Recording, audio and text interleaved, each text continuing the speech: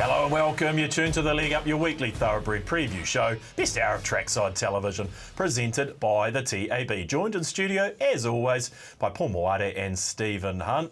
Morning, Paul. Morning, Fab. How's the move gone? Are you into the new gaff yet? Yes. In? Few boxes hanging around? Oh, boxes, bags, yeah. That's why I'm wearing this.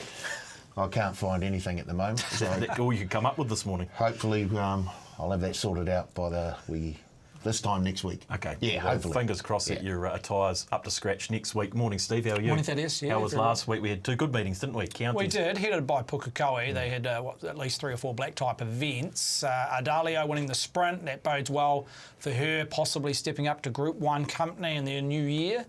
Kaliafarasha, just that slight drop back in grade. She contested a couple of Group 1s earlier in the season, but just a real confidence boost for Kaliafarasha. I think she'll, if they want, they could go to Trentham next week and take on the big guns at 1,600 metres and chase that elusive Group 1, but I think overall a really good confidence boost for Kaliafarasha. What about the drift on her? We'll probably touch on another drift in a minute, but Kaliafarasha was 5 out to 12. What was the doubt in the marketplace there? Oh, look, I think there was a bit of trepidation off her 2 performances at Group 1 level, even though, like I say, it was a step back in grade. But and we mentioned that 7 days ago on the show that she could have been a drift into that double-figure quote, which was the case. I just think there was enough horses in that market that punters were keen to gravitate towards, which was the case. But Diarmas. Yeah, what was going on there? I don't start Paul Maoate on Diarmas. We'll save that for later.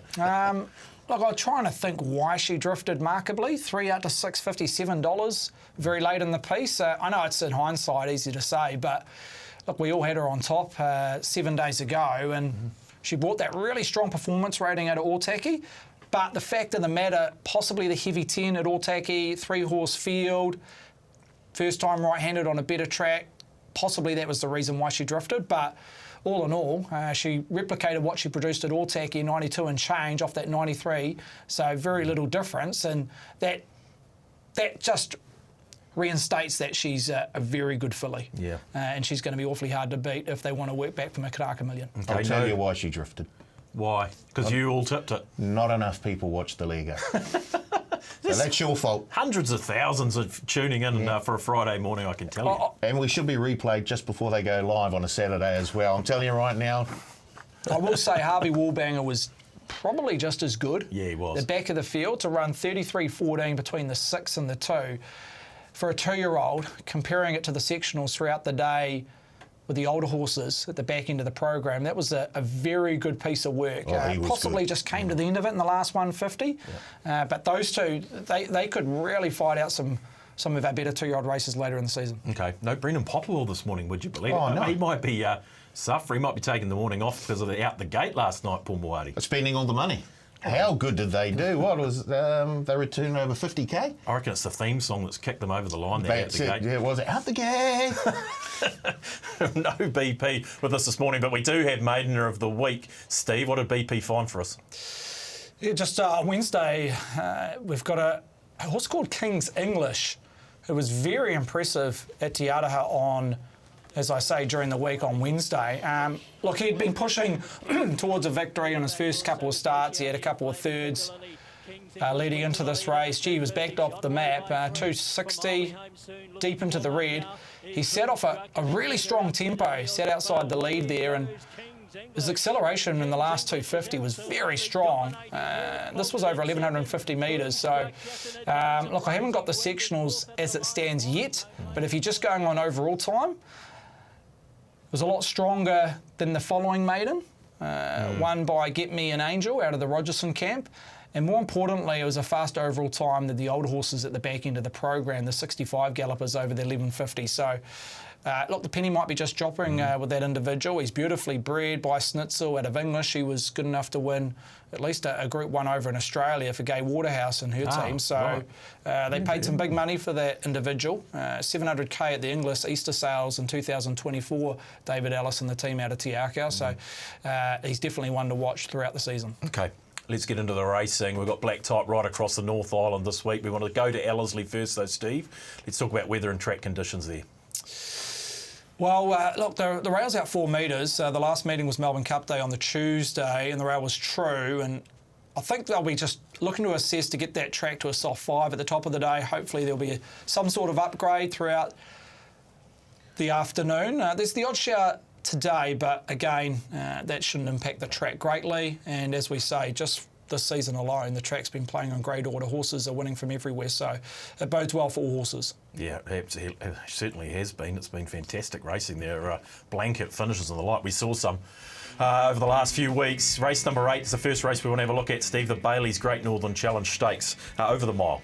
Headed by El Vencedor. Look, he's one of the better get-uppers in the country, in particular at Ellerslie, and the lads put up $1.65, and he's clearly been the best back runner in terms of dollars invested. In front of Meaningful Star at $6.50, Mary Shan at $7, Habana at double figures now at 10. So a lot of these horses just gone out a turn or two just with the weight of money in El Vencedor.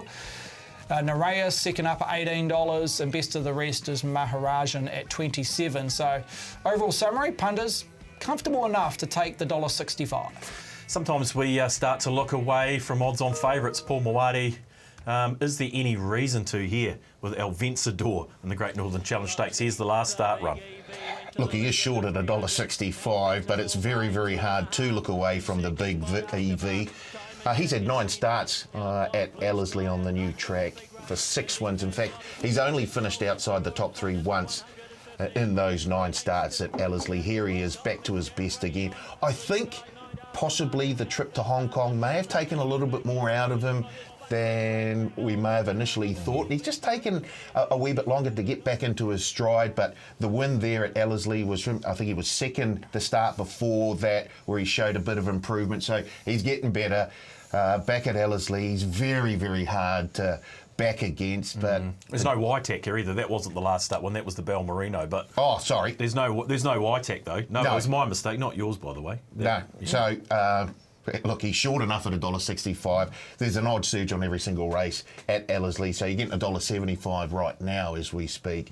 He is short enough at $1.65. I think so. Yeah, but it is hard to look away from him. Yeah, because of what he's done. It is. Well, what about Meaningful Star, Steve? We'd probably have a look at this runner, the second last time out in the Tauranga Stakes, behind that winning machine in Agera. Yeah, look, I thought this was a really good run. Agera just got that pinch of luck coming up the rail for Sam McNabb, who happened to win his first black type race. But back on Meaningful Star, I thought it was a really gallant second. Possibly a little bit further, he gets that bob in, but take nothing away from Agera, who just happens to be going through the roof this campaign. And look, Meaningful Star, weight for age at Tauranga, drops back to set weights and penalties, which suits. He's the defending champ. He won this race last year. Now, off that performance, he hit a peak in terms of New Zealand ratings since returning overseas, a 97 and change. So arguably he's going better 12 months on when attacking this race. Obviously, there was no El Vencedor in this race 12 months ago, but look, he's a deserving second fave, and I had him actually a little bit shorter than the 650. So, yeah, look, if you want to take exotic bet types around the fave, he's the obvious. Well, what about Mary Shan? I don't know what happened this day at Tauranga, Steve, but she won well despite the drift. We also see Yusei Dorso, who's right in commission here, and I didn't mind the first up run of Nereus either. No, look, as you say, she was I think $3 at the top of the day, and you could have got $6.50, $7. Look, she got the dream passage along the rail there. It just opened up beautifully. A couple of horses veering out round the turn. Look, 2 starts back, I want to forgive her. If you look at the overall preparation, she won impressively at Whanganui when the money was on and off track. Then she became a default leader in the Breeders' Harwood on a genuine heavy track off a slow tempo, and that's just not her. As we see there at Tauranga, she's a horse that likes to take a little bit of cover and chase something in the home straight. So they'll ride her with a little bit of cover again, similar to what unfolded there last start a few weeks ago. That looks to be enough speed in the race, obviously with El Vencedor and a couple others as well, but yeah, I think she's a genuine chance. I heard some of the boys in the forum yesterday talk about her vulnerability on a better track, but I looked back and dug a bit deeper, and 4 of her top 5 ratings happen to be on a soft 5 or better, so I don't have that opinion where I'm worried about the track conditions at Ellerslie tomorrow. So, and again, she's beautifully placed at set weights and penalties with an NZTR rating of 93, purely with the dimension of set weights and penalties. she hasn't been penalised because she's yet to win a black type race, Mary Shan. So she sits off the minimum at 53 kilograms. What about this move for you, say, Dorsey? 17 into around $10 comes out of the same race, and both thirds since resuming have been very good. Yeah, look, he's going to be a horse that's going to be on speed, and the stable's flying at the moment. Chris Wood, his strike rate in the last 4 to 5 weeks has been phenomenal, so there might be a bit of traction there. Look, this is his toughest test, and he's not ideally placed at set weights and penalties. Handicap, yes, but look, he's going to be a horse he's operated well at the past at Ellerslie, and he's going to be a horse that's going to be in the first 2 or 3 on the mat. Okay, maybe every week we could try and find a bit of the form analysis that we can critique for them if they've got something wrong. I like what Steve did there, Paul. What are we thinking in the race? What have we missed? And final thoughts and bets here. For mine, it's very, very hard to look away from the top of the market where El Vencedor is a dominant favourite. I agree with Steve, Meaningful Star, I think will be probably the main danger to the big EV. And I like Mary Shan. She's a very, very good mare. If I'm looking elsewhere, maybe to spice up your first fours. Love to do that. Maybe someone like Nereus. He's come back, he had that fresh up run last time out. He'll take a bit of improvement out of that. He's got a nice draw. Vinny can get him to settle. He could be sort of upset the apple cart, but when you look at El Vencedor, it really is tough to make a case against him. Maybe Mary Shan getting 6 kilos off him might be a wee bit of something that sort of could upset him slightly, but geez, he looked good, really, really good last time out. Steve, final thoughts. I want just a quick word on Habana. What do we make of Habana's preparation? Can we make a case for Habana out there at $10? I haven't seen enough this campaign. No. Look, he's now a 7-year-old and doesn't win out a turn. Just in the last, you'd say, 18 months, he's probably only won 1 or 2 races. So hard horse to place because I just feel he's a tad below our elite horses. But when you drop him in handicap, he's still finding himself at the small saddle cloths. So, yeah, look, he's a hard horse to place. He was an okay resuming run, but just has regressed slightly. There's no excuses. He's deep into a preparation now. Barrier 9's a little bit tricky for Warren, but look, I thought he probably is one to drift on race day. Okay, who do we back then in the Great Northern Challenge? Well, I think your best attack is a Quinella. I just can't take the $1.65 straight out El Vencedor. Look, if I go on El Vencedor, he rated 95 on Melbourne Cup Day, which is a pretty good rating, in particular for this race, but that was at weight for age, so he's a little bit worse off in terms of the conditions being set weights and penalties. He's still yet to hit those dizzy heights, which he does in the summer. In the summer, he's hitting that consistent mark between 99 and 101. So working out in lengths, he's probably 2.5, 3 lengths inferior at the moment, but he's still building, and hearing from Stephen during the week, he reckons he's got him as good as he has this campaign. So he's finally got rid of the winter coat, which is a positive. But I just thought as a play, a Quinella around Meaningful Star and El Vencedor. Because again, $1.65, just want to keep my powder dry against that one. Okay, El Vencedor looks hard to beat. A deserved odds-on favourite, but maybe Meaningful Star is the one to include in combinations in this year's Great Northern Challenge Stakes. Shall I give you my same race multi? You want? Oh, sorry. Yeah. Okay, you looked at it and you thought, no, not worthy. Right. Look, BP's not here, so someone's got to throw a same race multi out there. So I'm going to go with Meaningful Star and Mary Shan, both to finish top 3, just in case the big EV isn't quite there. That comes out at around $4.85. So Meaningful Star and Mary Shan, both top 3 in the same race multi. Don't mind it. Are we done? Moving on the league up. Hey, I got a lot of faith in you. I'll stick with you, kid, that's the bottom line. Lance O'Sullivan Award time for another week. No Brendan Popplewell. Paul Maoate has kindly stepped into the breach to give us this week's recipient of the Lance O'Sullivan Award. Who'd you find, Paul? I didn't know. BP found this one, so I'm not going to take it away, but Alan Nicholas was sensational here. There was no speed on whatsoever. She made that move and hardly spent a penny getting to the front either, and then just held off the charging brigade. It was just a jockey taking the initiative Mid-race, getting to the front, and then just being too good in the end. Oh, I thought it was fantastic, yeah. Great ride. A deserved winner. 19 lengths below standard to the 600, just ridiculous. That's not even a walk. No, and they've sprinted home roughly around about 3.5 lengths above standard the last 600, which made it very hard for the back markers. I think top 9, 1.7 lengths separating the first 9. Yeah. Gee, it just confuses the brains when it comes to the Waikato Cup in a few weeks' time, because a lot of those horses will progress to the Waikato Cup and what used to be known as the City of Auckland Cup on New Year's Day. So, yeah, look, I don't think there's a superstar in our staying ranks at the moment. So you are going to get competitive finishes, but yeah, that's just confused matters going forward in terms of our form. Well done to Ellen Nicholas, though. She, 100%, a deserved winner of the Lance O'Sullivan Award. Yeah, BP loves a jockey that takes the initiative, because Jasmine Fawcett won on Harvey Indeed. that week as well. Correct. Note to jockeys, if you want to get that prestigious award that doesn't have a sponsor as yet, take some initiative in your races, and BP might find you. Ellen Nicholas, this week's Lance O'Sullivan Award winner. Race number 6 on the card is the Trevor and Coralie Eagle Memorial 3-year-old, Steve. Yeah, nice compressed market. 460 each of 2. Towering Vision, Happy Yum Zane. At this stage, Towering Vision slightly the better back runner, in front of To The Max at $7. Faultless there on the quick back up, $8.50 out to $9. Unrestrained, yet to win a race, but they're putting her in the deep end there, $8.50 out to $9. And Pulsatilla, best of the rest, $13 out to $14. Okay, we're going to go back to the 3-year-old event at Ellerslie last time out.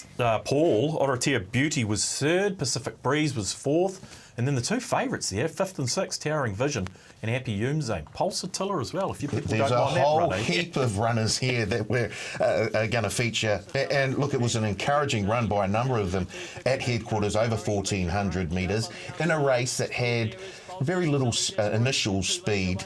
Oratia Beauty sat in behind the lead and struggled for room with about a furlong to go, but then started to stretch out. Pacific Breeze, whoa, really stretched out nicely, suggesting the step up to the 1,500 metres would be ideal. A Towering Vision, who is now the favourite, will take a lot of improvement out of that run. I thought the unluckiest run was Happy Yum Zane, who just could not find any sort of room whatsoever, no clear air, but did sort of start to get going once the race was all over. It's really, really hard. I don't think I've mentioned Pulsatilla either, but I thought Happy Yum Zane out of that race was the unluckiest of all those runners, but you can once again make a case for a number of them heading into Saturday. Does look wide open. Hello Yum Zane has had a run. Happy Yum Zane has had a run since, Steve, at Tauranga, and probably adds slightly unlucky this day as well. Yeah, just got in that awkward position, trailing or just off that trailing position in the rail there, the white hat, and looked for that run, and all the momentum was down the crown of the track, and just got held up roughly around about here, the 200 metres. Got out late, but the race was over there. Rising Star had the momentum, as I mentioned, and I think it's been sub-sold overseas, Rising Star, which is a little bit of a shame not to keep the horse here, but again, money talks. But look, Happy Yum Zane, as you say, you go back 2 starts ago, race shape against, and then there was very unlucky along the inner. So, look, if he can get a pinch of luck, he's right in the finish, and the market's responded to that. He's at the point end of the market. He's equal fave. From barrier 9, they'll probably go back. Sam McNabb does the riding here, but he'll be able to blend in at the right time off that wide draw. There was some money for Sweet Ice that day. It didn't really fire, Steve, for David Green. It was a bit of a shortener in the market. Strong and awkward barrier here again. Yeah, he's not one that I've gravitated towards, and that's always going back to his debut win at Te Rapa. It rated poorly on the clock, and I've just been happy to watch this horse go around since then. So, look, he's lightly raced. He was only second up that day. Look, he's got a sticky draw, so I'm not sure what they do from 11. At times he's gone forward. He's sitting in that neutral position, which he did at Tauranga. So, yeah, look, he won't be in my betting strategy, but yeah, if you want to include him, he's on at bet types, I won't knock him too greatly. Yeah, okay. What about this horse that's only had 2 starts to the races, Paul, and last start it was a win in Maiden company at Rotorua, To The Max. Yeah, another form line here with To The Max. And Look, I love it. He was around second last as they came round the turn there, and didn't look like he was going to have anywhere to go. I love the manners. He really does. Look at, you said he only had 2 race day starts. It looks like he's been racing for 3 or 4 seasons. He just looked like when the gap opened up, and George Rourke, to be fair to him, gave him a fantastic ride. He just looks like he's switched on. I think Roger James and Robert Wellwood have done a fantastic job with To The Max. And he just looks like the sort of type that will just continue to improve with every run. So, yeah, I was super impressed there, and I see he's certainly in the market at around $7. Okay, who have we missed here, Steve? We haven't really touched on Towering Vision. Faultless was slightly disappointing at Whanganui. What else do we have to chat about here? Yeah, look, Faultless on the quick backup. Yeah, it was a crawl. We talk about these race shapes often, and at Whanganui, the winner just got away with murder. I thought they could have just pushed the case halfway in running aboard Faultless, but arguably watching the tape and the replay a few times during the week, was he travelling that well throughout? So, look, I think he's a horse that can do quite well in between runs. So on the quick backup, should measure up okay. The Mackays, they know what they're doing. And with the Mackay pair, I think there's going to be genuine tempo in this race. We've seen a couple of 3-year-old black type races be run at a very sedate tempo, so hopefully that's not the case. Okay, final thoughts here, Paul. Who are you backing in the race? What's the bet type? I've got a couple of bets here, and having sung the praises of a number of runners, I'm going to pick out another one, and a maiden at that, Unrestrained.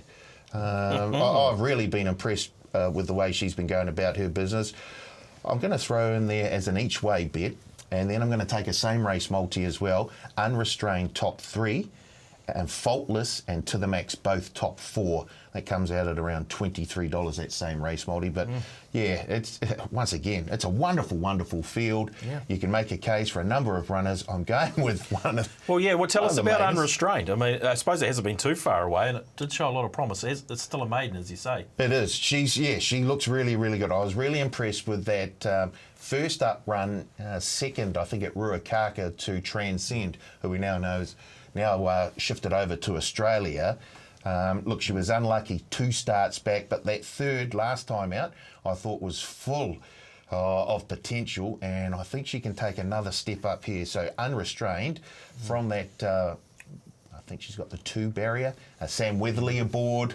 Yeah, I'm willing to throw the dice at the price.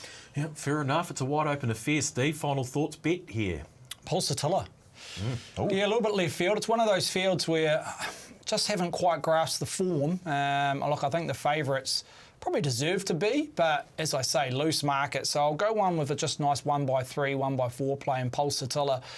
Her win, albeit on a heavy track at Avondale, rated really well on my figures. And then she produced that performance which we saw 3 or 4 minutes ago at Ellerslie in behind Affirmative Action. And as we say, it was a race that was very much dominated by on speed. Craig Grills that day dragged her straight back to last off a wide draw. But you look at her work between the 6 and the 2. Between the 6 and the 4, she ran 11.72, which was the fastest in the race. Her sectional between the 4 and the 2, she ran 10.76, again, clearly the fastest in the race. And she covered the most ground doing so. And she just peaked in the last 200. She's had a little bit of a freshen up. I know the stable rate this filly. She's well bred. They've had success around this family in terms of the dam side. The step up and trip, a better draw. Hopefully she can sit a pair or 2 closer, Pulsatilla. The only query, and we'll know on Saturday, whether she can really handle the better footing. I reckon she can. Pedigree, she possibly wants that mid-range of soft, but look, there's the odd showers we mentioned around Auckland on Friday if you're watching the show live. So if it stays around that soft 5, just that little bit of yielding, I think Pulsatilla's right in this race. A nice each-way quote. Okay. BP, be proud of you picking up the same race multi-mental. Someone had to, yeah. Okay. Well, I won't forget another one, I promise. A wide open affair. The Trevor and Coralie Eagle Memorial 3-year-old. Right, time for a little bit of how bizarre it is. Half time in the show. Here's what you might have missed over the last week.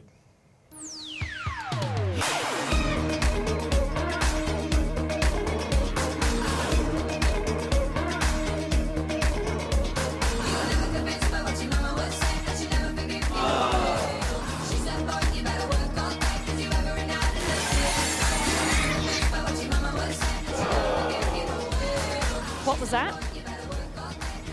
Tell me. That's me trying to listen to what Pip was throwing to me. Apologies about that. Let's get you straight into our next race. Take a good look. Can we get a spin, boys? Just a slow spin. Make some noise. Oh, yeah. Shake it back. What's it called? What, you know, in trigonometry, what's that? Yeah, right angle triangle. Hasn't it got a name? It's not 90? equilateral. Is it a 90-degree angle? 90-degree triangle, isn't it? Make some noise for Jaden over here.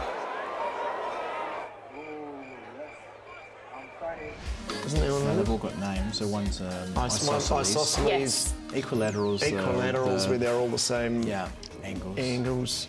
Trigonometry. Why are we talking about- Google trigonometry. Trigonometry. Trigonometry. Types of triangles.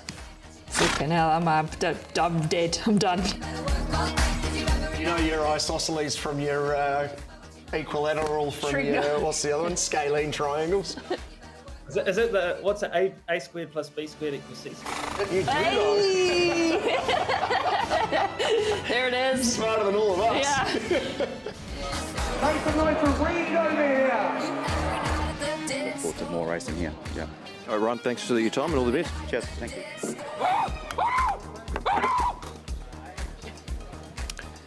All right, so that's Ryan Gartner there. We were able to catch up with him. Looking good in your sunnies there, BP. We'll be looking forward to a great afternoon of weather at Te Aroha. Make some noise for Charlie. A limited time of participating, Matt, because I feel we're losing Junior. Boy, What's he doing? get out. What's he doing? Got the race. Where's he going? No, you need to focus on the job at hand. All right. Where are we? Where are I we? can do a couple of things at once. Keep going. The grand champion, Charlie, with the filthiest mullet.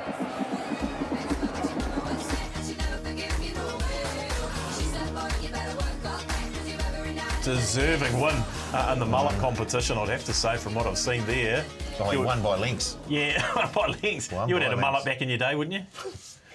No comment. Yeah, no comment. And gee, they're a good-looking bunch on weigh-in as well. Because they don't do much in the maths department. Pythagoras theory. Pythagoras theory. Yeah, A squared plus B squared equals C squared. There you go. Educated bunch we are on the leg up. Okay, let's head south to Whanganui. Big day there, Whanganui Cup day, Steve. Let's talk weather and track. Yeah, they've had a bit of rain in the last 24 hours to get the track into a soft 7 range. Hopefully we've seen the last of it, Thaddeus. We see a slight improvement, in particular on race day. Obviously it's on the quick 7-day backup. Rail was true 7 days ago. It remains in that position. I thought the track played really well. I was on track at 7 days ago. There was horses winning at different lanes in the straight. Tempo related was the key. So hopefully it's a copy and paste job tomorrow afternoon. Okay, let's go to race number 8, the Steel Form Roofing Group Whanganui Cup over the 2040.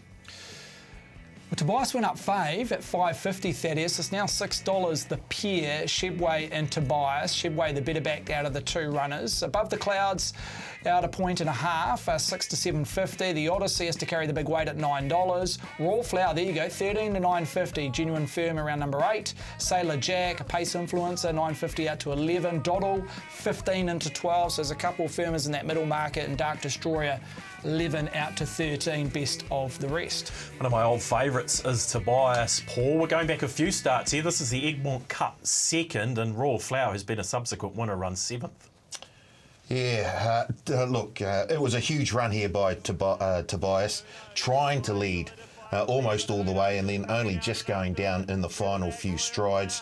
He showed a ton of intestinal fortitude. Solidify, who finished third, has since gone on to win at Pukekohe, carrying 61 kilos. So there's a bit of the form getting franked there by Tobias. I thought that was a huge, almost the whole way. I'm struggling to, I guess, he's only having to carry 53 kilos. Yep. Currently $6, equal favourite. I really like the look of this guy here. I think he's... Does he want a wetter track? Yeah, I was going to say a bit of rain about it. Surely he wants a wetter track. Is there a bit of rain about? Well, no, I think we've seen the last bit of rain, and it's a big difference to 7 or 8 to what he peaks at, and that's a genuine heavy track, a 9 or a 10. I just don't think we're going to get there on race day. Hopefully we've seen our limit of a soft 7, and like I say, he regresses significantly when he gets on the better side of soft. Well, what Sounds about like a nah. It might be a nah. What about Royal Flower? We've mentioned it there. This is subsequently, and it's on the quick backup here, Steve, from 7 days ago. I like the quick backup. The horse has done well. There's very few on the quick backup from 7 days ago overall at the meeting, but I'm sure this was in the pipeline. Gail's a very good trainer, very good conditioner of a horse, and I think this horse deserves a black type win. She's been thereabouts, Royal Flower, and it'd be just great for her CV. She's now a 7-year-old mare by Praser. Look, it was a funny old race because Segundo went out at a reasonable speed. You see they're 7 lengths above standard to the 600, which is normally his trend. And they've rattled home a reasonable last 600, and the performance rating was no knock. So, look, she dropped some weight. She carried 56.5 that day, dropping to 53.5 off the minimum. Leah Hemi knows Whanganui better than most jocks. So, yeah, she's right in the calculation. Okay, what about this race from Waverley, Steve? I'll stay with you. I always panic. Always concerned when I see money for Opawa Jack, particularly when it's out there at sort of $27, $23. All of Benefactor and Tashebwe also in this race. Yeah, look, I think it's a race that's going to really stand up tomorrow afternoon. I think the 3 or 4 in this race all have some sort of chance, and that's reflected in the market. And saying that, there's a few there that are a little bit longer than I would have thought. Overall, I reckon this market is going to shuffle greatly between where it sits now and tomorrow afternoon, which we've already spoken about, the Tobiases and likes. But look, Opawa Jack was good. Look, he's a good, honest type. Sticky on the map, just not sure where they're going to land with Opawa Jack. He's drawn barrier 16, may come in with a couple of scratchings and whatnot, but Liam Corey will have to be a good steer for him. And Shebway, he's a horse that, he takes bad luck out of the equation. He'll put himself on speed.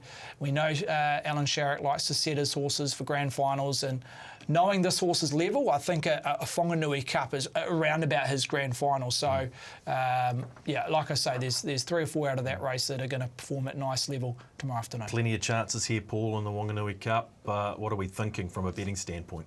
I do like Tobias, but I've looked elsewhere, and I'm going with the top weight here, the Odyssey, with Jonathan Riddell aboard.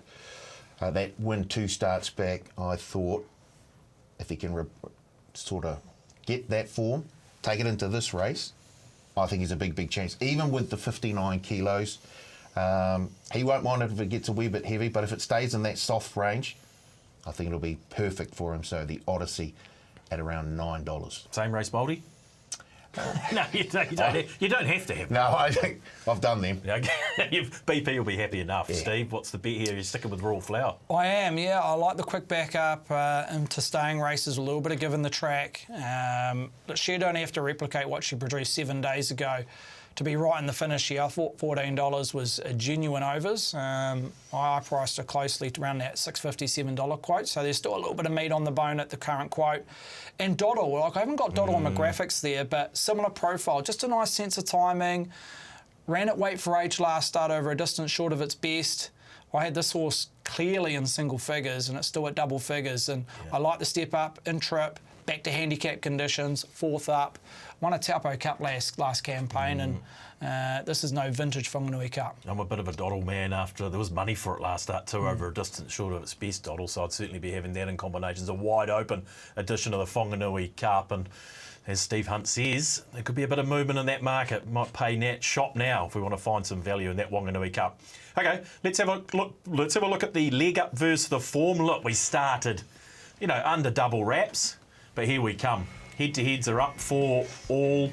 We've taken over in terms of dollars. No surprise to 99% of the TAB customer base that we've hit the front in the leg up versus the form last week.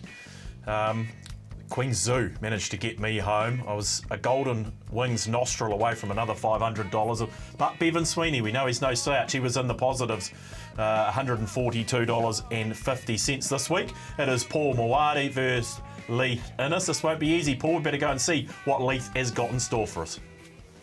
Thanks, the leg up team. Me against Maoate. It's going to be an easy victory, I think. Look, I'm going to take you to Ellerslie on Saturday, race 7, $100 boxed exacta 1, 4 and 9. Sweeney's Day, have a crack, and obviously Hanky Alpha. Look, I couldn't agree more with Leith there. It's going to be an easy win, all right, and I'm quite happy to take it as well. Look, I'm going to go, first of all, to Ellerslie Race 3, Woman in Charge, $25 each way.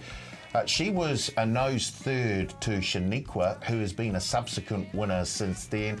Ellerslie Race 6, I'm going with the Maiden, Filly, unrestrained, $20 each way. And then I'm going to have a same race multi in race 7, funnily enough, Leith.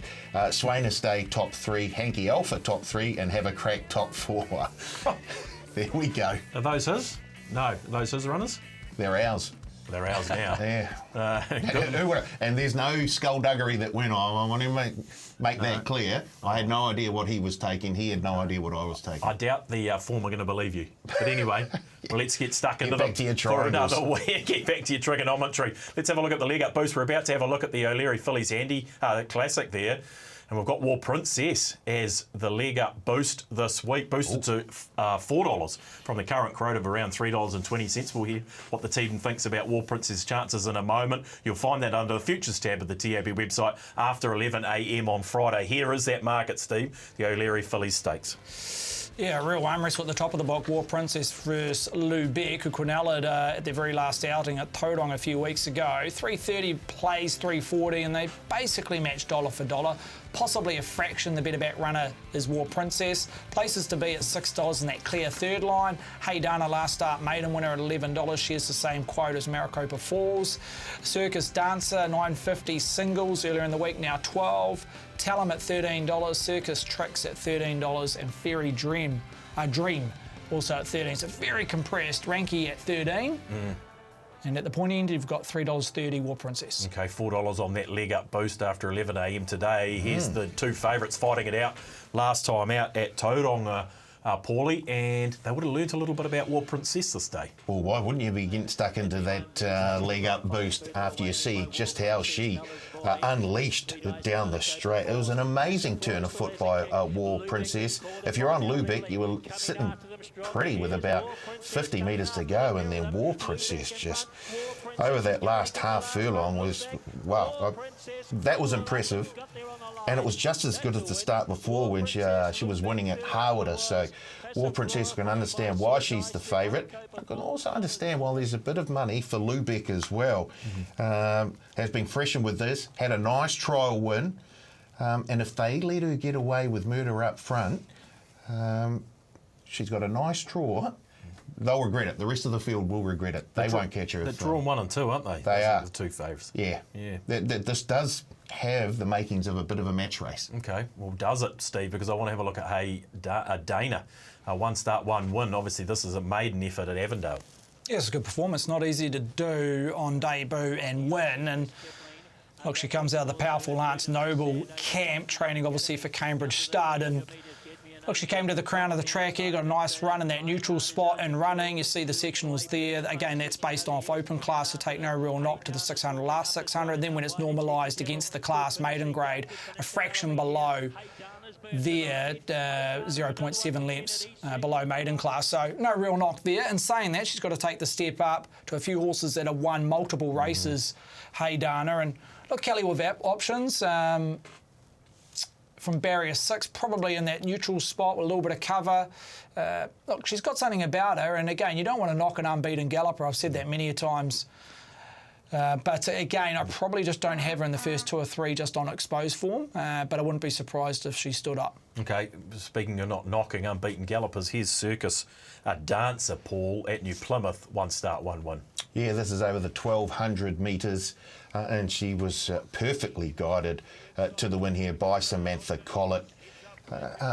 Look, there is a slight concern.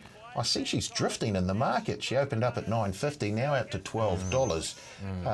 But off the back of this run, I'm surprised that she's not tightening in. It was a heavy track. She seemed to plough through it with a wee bit of ease. I know it was a small field, but you can only beat what's in front of you. And she did that with a wee bit of style, I thought. So Circus Dancer, I think, is now out to a price where you have to have a wee bit of interest in there, and maybe a little each way go, maybe one of Steve's little 1x3 plays. Yeah, I like it. This might be another 1x3 play, Steve. It's not easy to go from Maiden to 65, bang, bang, can tell him make it 3 in a row. And I like her racing style too, Thaddeus. She's a horse that puts herself in the first 3 or 4.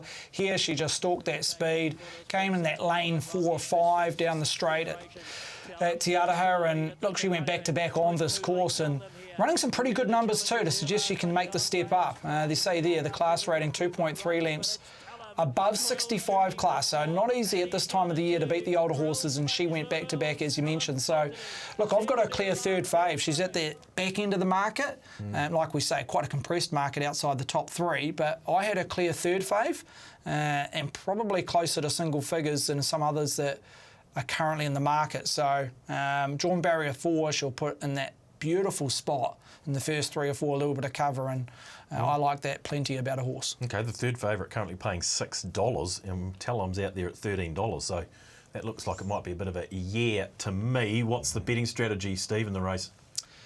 War Princess, yeah. Again, she has to clash with Lou Beck, who happens to be her biggest rival, and that's reflected in the marketplace. I think Lou Beck will possibly lead from barrier 1. I think she has that ideal draw to take up the lead again. War Princess, they would be silly not to utilise barrier 2. I know they went back to almost last position at Tauranga from an awkward gate, and she was just a little bit slow away, which gave Craig Grylls little option but to go back. Here, I think from barrier 2, and knowing that their biggest rival is Lou Beck, who looks to be the leader, you wouldn't want to give her too much of a head start. She got the job done, yes, at Tauranga, but you wouldn't want to keep repeating and doing that. So if she can find herself maybe a length and a half off Lou Beck and running, I think she'll be too strong, War Princess. And at that boost of $4, I marked her just under that $3 quote, so yeah, that's a nice price. Bit of meat on the bone. Might be a chocolate fish battle here, Paul. I'm going to go with Lubeck. yeah, to overturn the table. I agree with Steve. I think Lubeck, from the 1 draw, will go straight to the front. I'm not so sure about War Princess.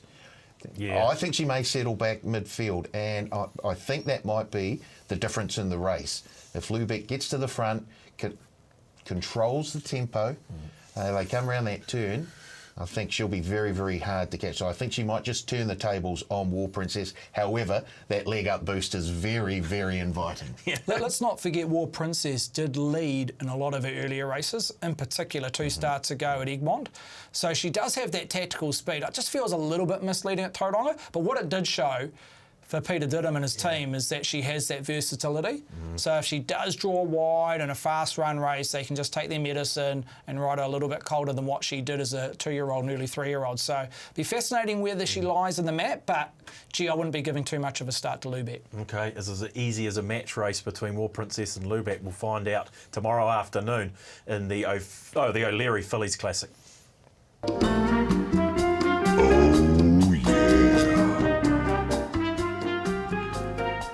Foreplay time for another week. Your chance to win a $100 4-leg bonus cash multi on our 4 good things of the weekend. We're looking for your favourite Whanganui Cup winner. There you go. That could be interesting. BP is going to kick us off. He's gone meaningful star in the Great Northern Challenge. I like it.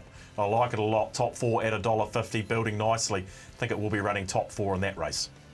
I've gone to Ellerslie Race 6, the Trevor and Coralie Eagle Memorial. For the 3-year-olds, probably the hardest race to actually pick on Saturday. Doesn't worry me. I'm going with the Maiden filly, Unrestrained. I really have been impressed by the way she's gone about her business. We're just looking for a top 4 here at $2.20.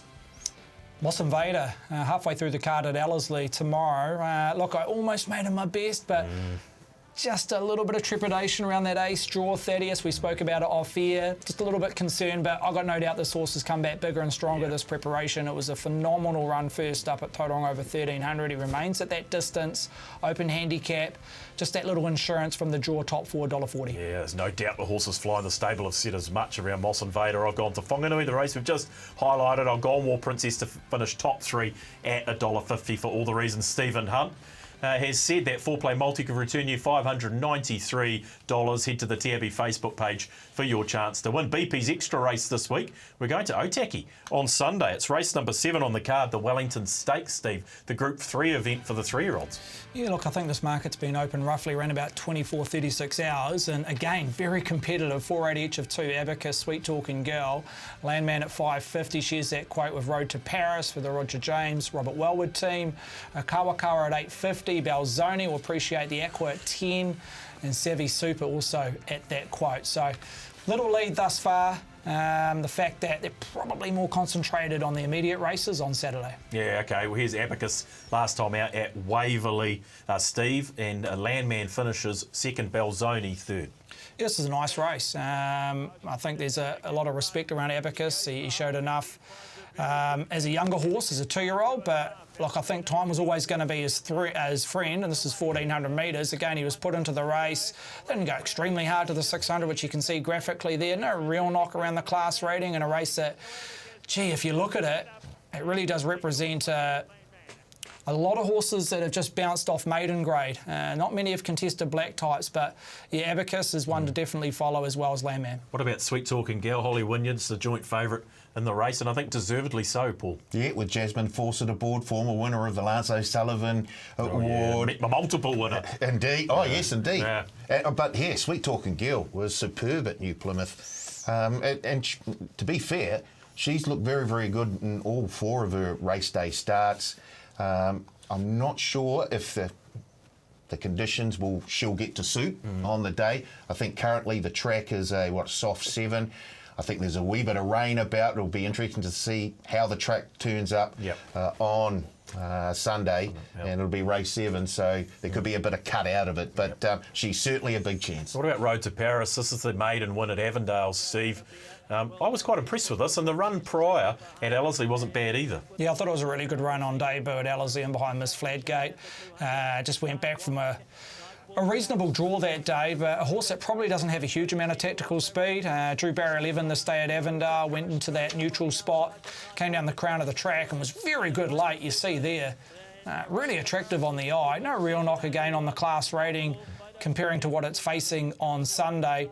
Again, the query is the track conditions, and the overall summary of this race, I just want to keep my powder dry and just see where this track's going to lie, because a lot of these 3-year-olds, yes, it's hard to measure on a heavy track because a lot of them haven't been exposed to it. So you're going off pedigree, basically the camp deciding to run if not. Yeah, but there is a lot of rain, or a lot of rain that has hit Otaki in the last 24 hours. So look for that track update halfway through the Friday, and you'll be getting regular ones on Saturday leading up to Sunday. Okay, so we're just holding fire for you at this stage? Just holding fire. Yeah, it's a hard one to label one because the form is very muddly. Like last start maiden runners, there hasn't been one that's rated really well or through the roof. They've all kind of just been much of a much. So it's going to come down to track conditions when I'm happy to wait. That's not a horse called Keep the Powder Dry, is it? No, Keep the Powder Dry. It probably will be soon, now that they've heard. That wouldn't stop you. A little bit of rain in a few days, Paul, surely. I'll keep my powder dry. No, you will not. What are you betting on? I'm going to go with Sweet Talking Girl. Yeah. Yeah, OK. It's a yeah on Sweet Talking Girl for Paul. It's a nah for Steve at this stage in the Wellington Stakes. Surprise, surprise. It was good though. What are we stepping into, Steve, at this point, and what are we holding fire on and waiting for a better price? Paul's hanging out for your nars this week. Yeah, look, a couple of years at either venue. Ellerslie, race 9, Bella Rista. Look, she's ran some good runs overall in her career, but this time, this preparation, she's 2 from 2 in terms of running second, and I reckon she can replicate. She goes close again. Even field, she might not be my top selection, but at $12, it's all about finding value. I marked her a lot shorter than that, so again, she's a nice each-way play. Whanganui Royal Flower, we've spoken about her earlier in the program at $12. She might be single figures now, so graphically that's a little bit outdated, but earlier in the week she represented, as I say, a nice quote, Royal Flower on the quick backup. A couple of nars at Ellerslie, traditional. Look, first up and finds a race that has a lot of speed and a lot of form, and he's a horse that can jump and run. I reckon he starts double figures just with the depth of the field, and I'm yet to see on race day that he should be that quote. I know he can trial up a Storm traditional, but at $8 I thought he was a little bit skinny. And Whanganui race 6, places to be. Again, a race we've touched on.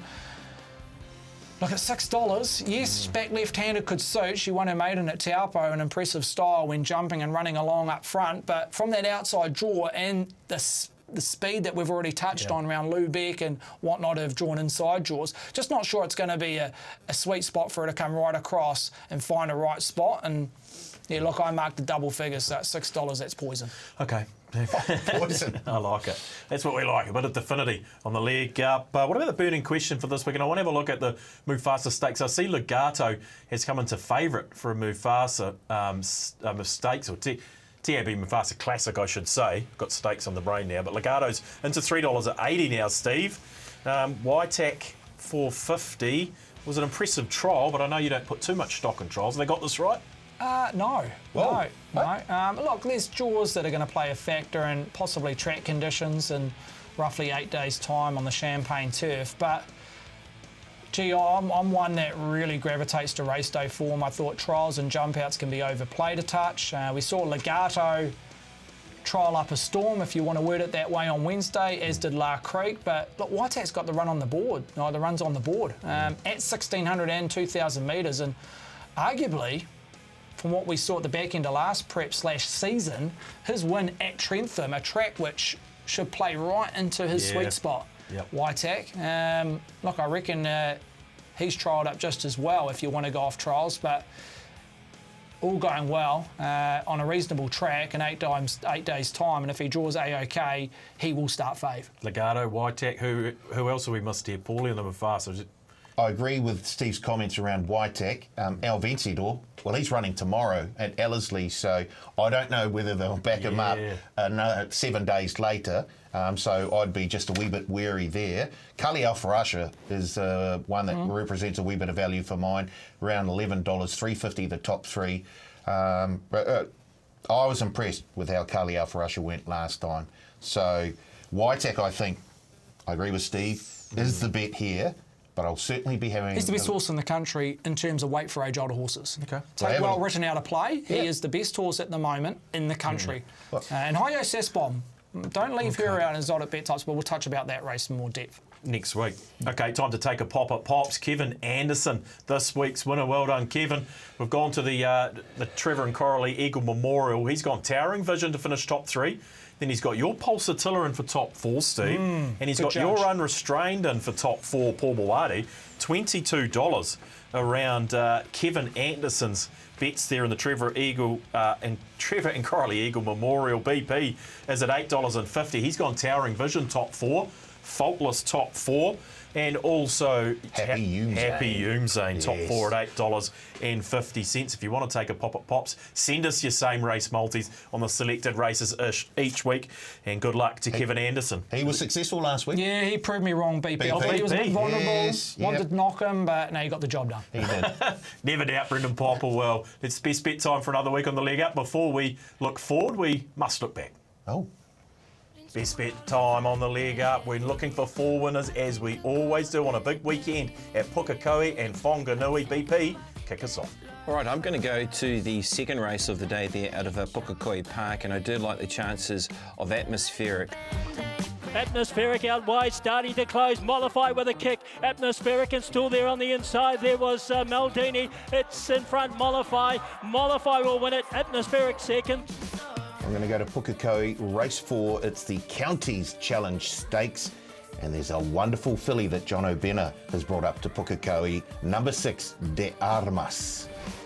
At the 150, De Armas in front. Spellbound's trying hard. Harvey's getting close as well, but it's De Armas in front here. And the money was well placed here. De Armas wins it. I'll go early proceedings. Race 1 at Pukekohe on their premier day. The rating 65 sprint, Golden Wings.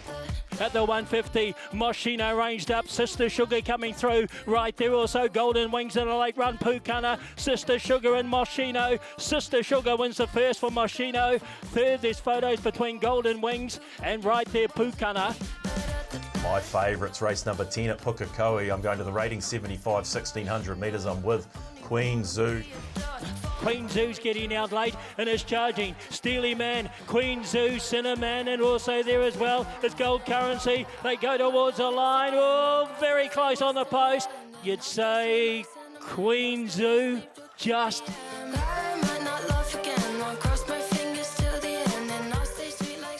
Well, at least it wasn't a second for you, Steve. Fourth this time. So you changed the thing. And Brendan Popplewell was a touch unlucky, but Paul Maoate and T. Taylor, the class last weekend. Cream rising, as they say, Paul.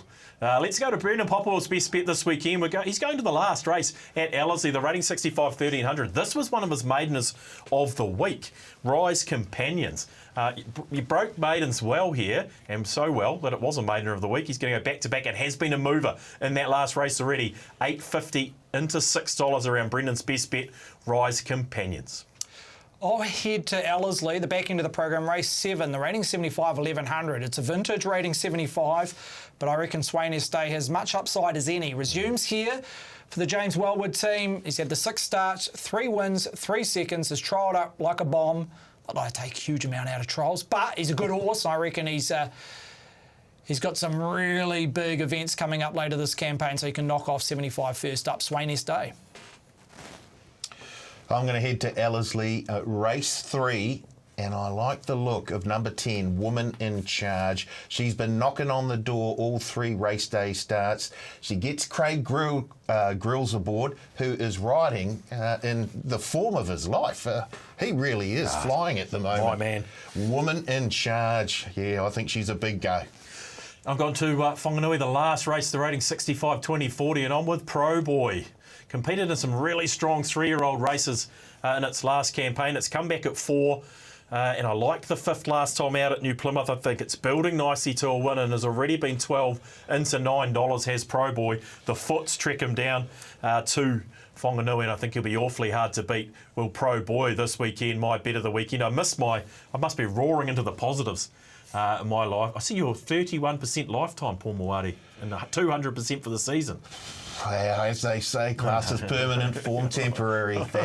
Talk to us about promos for the weekend. What should we be looking out for? Of course, we've got a bonus back promotion on selected races at both Whanganui and Caulfield this Saturday, back to 2nd or 3rd.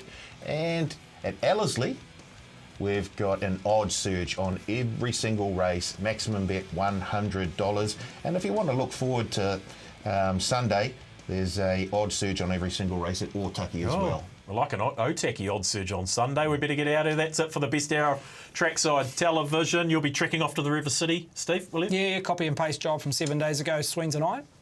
Nice. Very good, Paul. Big weekend. Unpacking boxes. Again. Yep. Enjoy your weekend wherever you are. We'll see you in 7 days' time on The Leg Up.